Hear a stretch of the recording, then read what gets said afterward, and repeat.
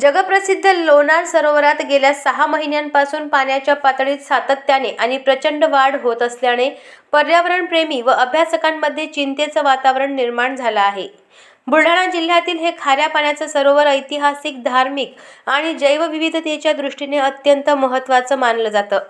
लोणार सरोवर परिसरात एकूण 12 प्राचीन हेमाडपंथी मंदिरे असून त्यातील कमळजा देवीचं मंदिर भाविकांचं प्रमुख श्रद्धास्थान आहे. विशेष बाब म्हणजे आजपर्यंत कधीही पाण्याखाली न गेलेलं हे मंदिर आता सुमारे 15 फूट पाण्याखाली गेले आहे. त्यामुळे भाविकांमध्ये ही चिंता व्यक्त केली जात आहे. सरोवरातील पाण्याची पातळी इतक्या वेगाने का वाढते आहे याचं ठोस कारण अद्याप समोर आलेलं नाही. काही महिन्यांपूर्वी या खाऱ्या पाण्याच्या सरोवराचा pH स्तर कमी झाल्याने मासे आढळून आले होते, ज्यामुळे आधीच जैवविविधतेत बदल होत असल्याचं निदर्शनास आलं होतं. आता पाण्याची वाढती पातळी ही परिस्थिती आणखी गंभीर करत असल्याचं तज्ज्ञांचं मत आहे.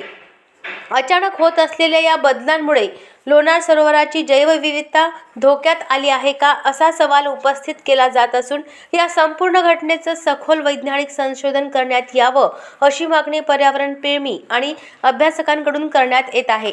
लोणार सरोवरातील पाण्याच्या पातळीत होत असलेली ही वाढ भविष्यातील मोठ्या पर्यावरणीय संकटाची नांदी ठरू शकते का, याकडे सर्वांचं लक्ष लागलं आहे.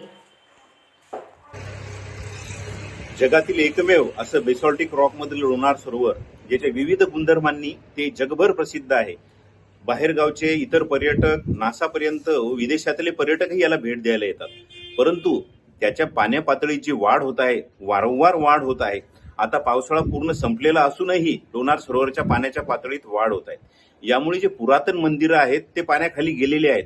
काही मंदिरे तर त्याचा मूळ मिटलेलाच आहे, कारण ते पूर्ण पाण्यात गेलेले आहे. परंतु कमळजा माता मंदिर जे आहे ते आजपर्यंत कधी पाण्यात गेलेलं नव्हतं.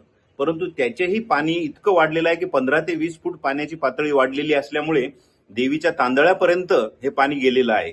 परंतु याकडे पुरातत्व विभाग असो किंवा फॉरेस्ट विभाग असो किंवा इतर विभाग आतापर्यंत काहीही बोलायला तयार नाही व काहीही कारवाई करायला तयार नाहीये. सर्व लोक असे मूग गिळून बसल्यासारखे झालेले आहेत.